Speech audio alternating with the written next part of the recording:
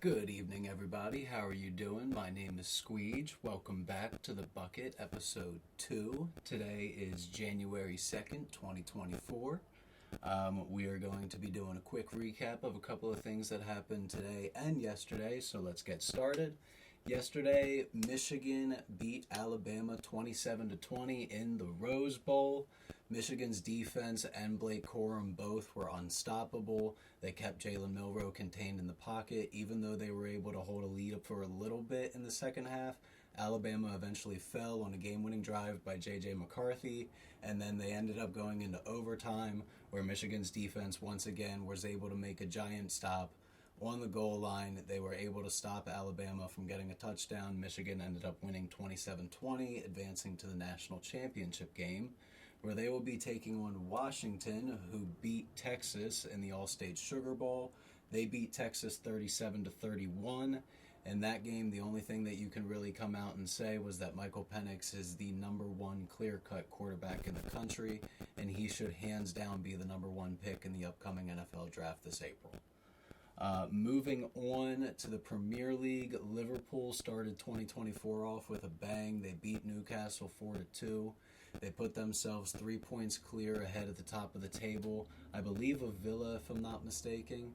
The biggest thing that I came away with from that game was what the hell is going on with Newcastle.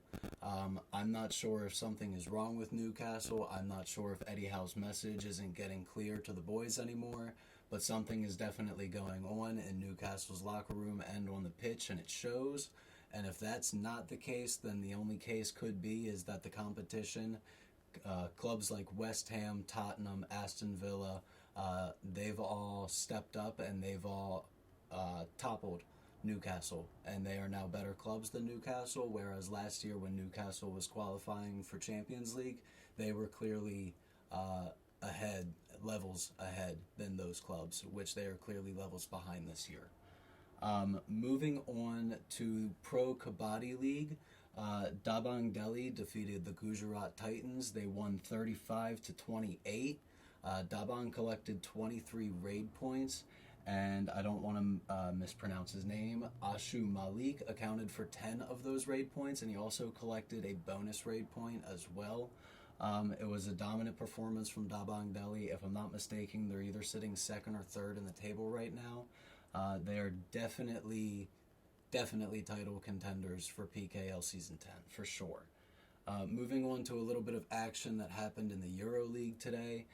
Zalgiris was able to pick up a 77-71 win over Alba Berlin. Keenan Evans had 13 points, Tomas Dimza had 12 points, and Edgaras Ulanovis had 10 points. Andreas Trinchieri, he was able to pick up his first win as a Zalgiris head coach in the EuroLeague. His team performed excellently. They were able to hold Alba Berlin to only 71 points. Even though Alba Berlin is having a bit of a down season in the EuroLeague, they're still able to relatively score as much as they want offensively in the German league. And so the fact that Zalgiris, who is also having a bit of a down season, was able to hold Alba defensively the way that they did was impressive. Trinchieri is going to bring a new type of energy to that ball club, and I'm excited to see where they're able to go for the rest of the season, considering we're only about halfway through the EuroLeague season at this point. That's all I got for you guys today. I hope you have a good rest of your day today. I will see you Stallions tomorrow.